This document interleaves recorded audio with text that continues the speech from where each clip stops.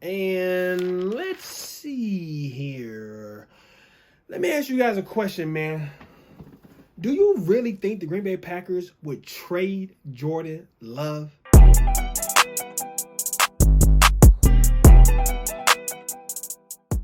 And look, we're going to get to the Jordan Love thing and Aaron Rodgers. But first, man, I want to talk about some of the other news and the rumors that have been floating around the Packer Twitterverse. First up is Devonta Campbell. Now, I said in a video made about a week and a half ago that I thought Devonta Campbell was the #1 priority for the Green Bay Packers coming into this offseason. And I still believe that I am correct in that assessment. Now, as of Sunday, Devonta Campbell on his Instagram stories had a picture or video of him from the point of view looking at Lambeau Field. So a lot of Packers fans thought that a deal was imminent.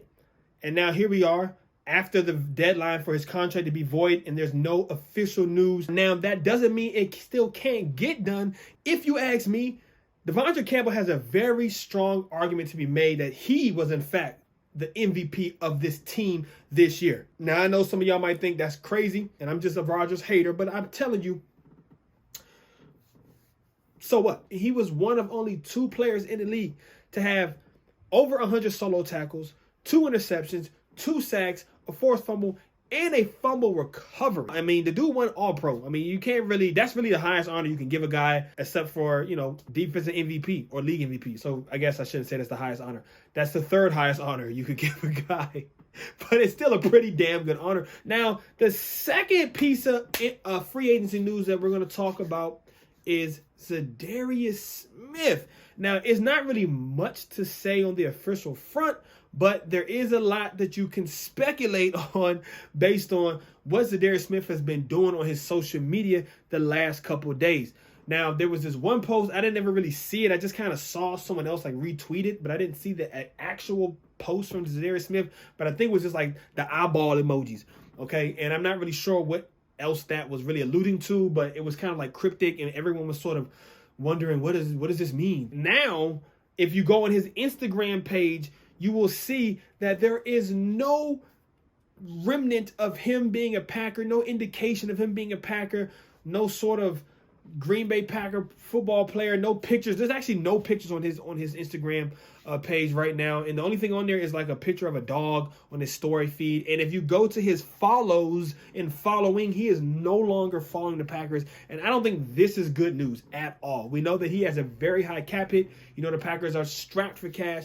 And, he's coming off a major surgery. Now, he did play in the playoff game, and he had a sack, so he was productive. So I feel like he's going to be back and healthy from that. But based on what we saw from Preston last year and Gary last year as the bookends, I feel pretty solid. I feel pretty good going forward with that. Now, about a week and a half ago, I guess it was 2 weeks ago now, but I predicted basically by this time last week, Rodgers would have already made his announcement on the Pat McAfee show the day after Valentine's Day. But it seems that I was a week off, and he's actually going to make the announcement on this Tuesday, which would be the 22nd of February on the Pat McAfee show. I feel like it makes sense, but I'm also surprised that he waited this long because the franchise and transitional tag period starts on the 23rd, if I remember correctly, which would really only give the Packers a day of having that knowledge officially and it sort of being out in the public, whether he stays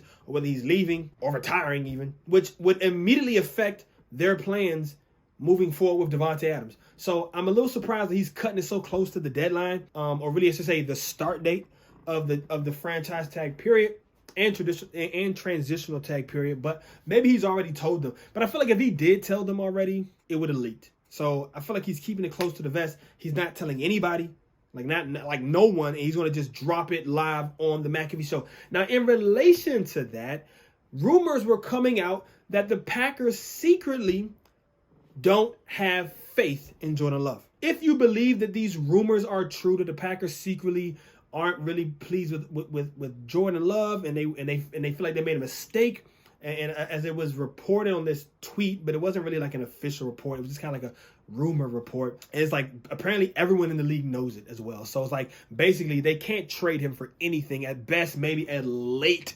third day. And I'm like, damn, late third day? The third day is already late enough. You might as well just keep them, you know what I'm saying? And just have a backup, because, I mean, it's really not worth it to trade him for a late third day pick, you know, when you drafted him 24th overall just 2 years ago. The other bit of news on the flip side, apparently there are some people within the Packers organization who have lost faith in Aaron Rodgers' ability to get over the hump. That's it for the gossip and all the news and speculation for the Packers on the past week, man. Let me know what you guys think in the comments below. And if you haven't done so yet, man, set that subscription button for me. I would greatly appreciate it. And until the next show, go Pack Go, and remember, the Bears still suck.